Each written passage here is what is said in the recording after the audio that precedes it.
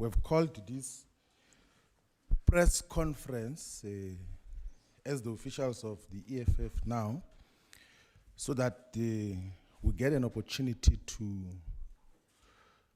publicly read out the letter which I sent yesterday to the President and Commander-in-Chief in terms of the politics of South Africa. I'm going to read the letter word per word so that there are no speculations in terms of the basis upon which we are communicating this particular decision. So the letter says, "Greetings, Comrade President. The chairperson of Ward 44, Johannesburg, has informed me that my membership of the EFF has lapsed. And I said, please be informed that I will not renew my membership of the EFF in Ward 44, which is one of the best performing wards in Johannesburg region. I also request to resign my position as Member of Parliament and all positions in the EFF. I will only do so after receiving a go-ahead from the organization because it is the EFF that deployed me to Parliament. I cherish and appreciate the work that we collectively did in the EFF and building a formidable organization. I believe the aspirations and vision contained in the organizational redesign document of the EFF can still be achieved. That the visions that are contained in the organizational redesign document of the EFF can still be achieved, and that I believe so. That my non-renewal of EFF membership is not a vote of no confidence in the organization, but a revolutionary act that will allow progressive forces to unite and work towards the agenda for progressive and revolutionary change. I have never in my service of the organization acted outside its democratic and revolutionary decisions, discipline and practice. I have served with humility and discipline. I will never abandon the cause for economic emancipation and true freedom in our lifetime. I will never compromise my commitment to true emancipation, and I will never abandon my commitment to the Marxist-Leninist ideological lenses and view and guide to action in my understanding of society. I will not do and say anything that will compromise the integrity of the organization that we have collectively founded.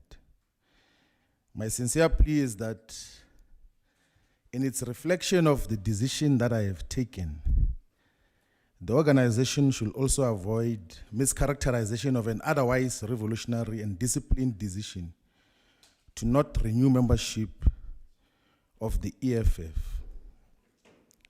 and the request that I must be released from all areas that I'm deployed on behalf of the EFF. And then say that we have over the years played an important role in shaping the politics of South Africa and the continent, the African continent. We have all played our parts progressively, and I have no doubt that we will continue to do so in our respective different responsibilities. I firmly believe that political decisions should never be personalized and treated as betrayal of the cause and of individuals. I said, Comrade President, you are my brother and comrade, and will always cherish the contributions we made in our lives during the formation of the EFF, even prior to that. I wish the economic freedom fighters full prosperity and success, and wish that all the commissars and ground forces and public representatives and members of the EFF Students' Command will accept this very difficult decision that I have taken. The struggle and war for economic freedom will never be compromised by any individual decision. It has been ingrained in the hearts and minds of many people in South Africa and the entire African continent. Revolutionary regards and God bless, and the letter is signed off. And just to give clarity so that there is no speculation, I've decided not to renew the membership of the EFF because I will join and participate in Umkhonto Wesizwe party. I am not going to speak here in Winnie-Madikizela Mandela House as to what is the basis of that, because that will be tantamount to campaigning already for Umkhonto Wesizwe party. So I'm going to be actively involved in Umkhonto Wesizwe party and shape its direction and the politics that are obtaining today in South Africa. So that is to end the uncertainty or speculations that have been obtaining in terms of what is going to happen. There is no specific position that have been assigned to me. There is no commitment or any promise of deployment to parliament or to anything. It's a decision that I have taken, and I think and believe that it will add meaningful value to the progressive and revolutionary politics that must be pursued by all the progressive forces in South Africa. Thank you very much.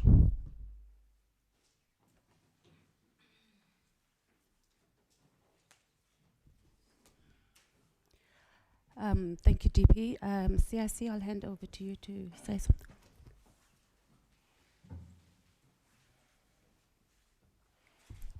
Thank you very much, members of the media, the officials of the EFF. I stand before you to accept the decision of the Deputy President of the EFF, who has voluntarily resigned his positions and did not renew his membership. When he sent me a letter yesterday, I felt the same pain when I received the news of the passing away of my mother. Because Floyd, to me, is not just a comrade, he's a brother. And he will remain a brother even when he pursues his political career differently. We formed this organization together. And I've told him that resigning from the EFF is equal to resigning from himself, because this is his organization. The constitution of the EFF does not allow people to resign and join other political parties and come back to the party. But I've made this offer to Floyd, that the day you decide to come back, you are more than welcome, because you are not a member, you are a founder of this political party. So you are not our enemy, will never be your enemies. We'll continue to engage on different political and personal issues. Floyd is not the only one. Jimmy Manyi has also resigned to go and join MK. And there will be many others who are going to leave the EFF because they've got their loyalty and support to the Deputy President. So fighters on the ground should be prepared for more people to follow.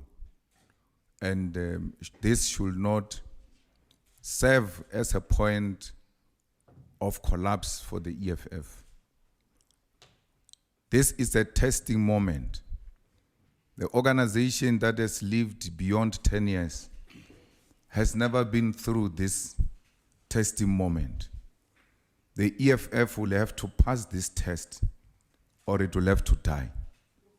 And we, as members and leaders of the EFF, will defend its life, will make sure it lives forever for generations to come.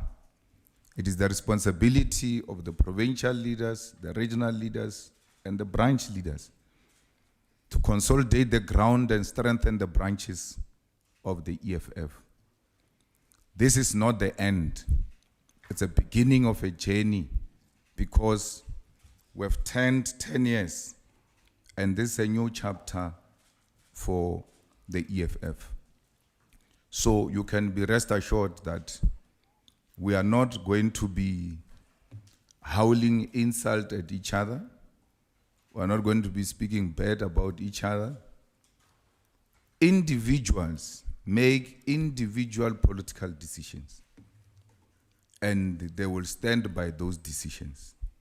We all write our own individual history, and the Deputy President has decided to write his own history.